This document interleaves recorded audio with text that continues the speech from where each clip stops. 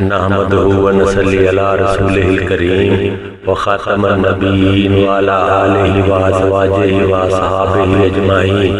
أعوذ بالله من الشيطان الرجيم. بسم الله الرحمن الرحيم. ربنا اغفر لي ولوالدي وللمؤمنين یوم یقوم الحساب. السلام علیکم ناظرین، میں چشتی اسلامی خزانہ یوٹیوب چینل کی جانب سے آپ سے مخاطب ہوں. میں اللہ کریم سے آپ سب کی خیریت نیک چاہتا ہوں. اللہ کریم آپ کو اور مجھ ناچیز کو اپنے حفظ و امان میں رکھے.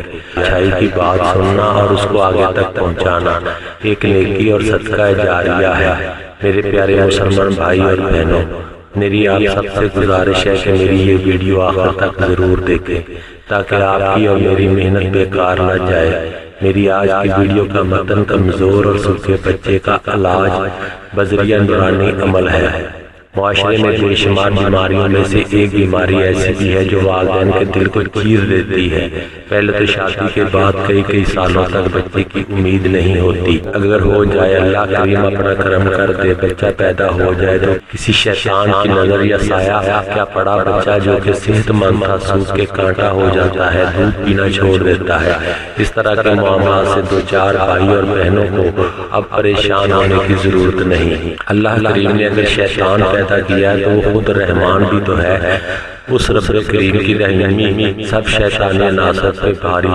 وہ چاہے تو پتھروں کو گلزار بنا دے، تحقیق آگ کو گلستان بنا دے، اجڑوں کو بسا دے، بانج کو زرخیز کر دے، نبینا کو بینا کر دے، روتوں کو ہنسا دے، بے سہاروں کو ستروں کا سہارا بنا دے.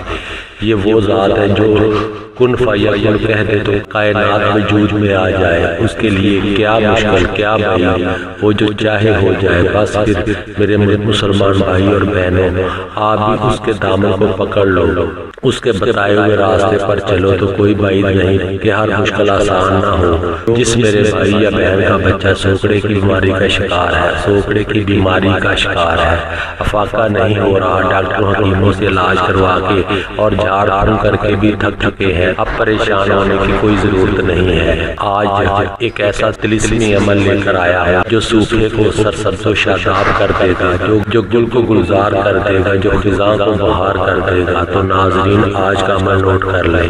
جس میرے بھائی یا بہن کا بچہ سوکڑے کے مرض میں مبتلا ہے، اس کو چاہیے کہ باوضو ہو کر ایک عدد انڈا لے کر اس کو اچھی طرح دھو کر پاک کر لے. پھر کالے مارکر سے یہ طلسمی نقش اس انڈے پر لکھے اور انڈے کو بچے کے سرانے کسی کپڑے میں لپیٹ کر رکھ دے. انشاءاللہ میرے اللہ نے چاہا تو بچہ سوکڑے کی بیماری سے بچ جائے گا اور ہرا بھرا ہو جائے گا. تو ناظرین، وہ نقش یہ رہا.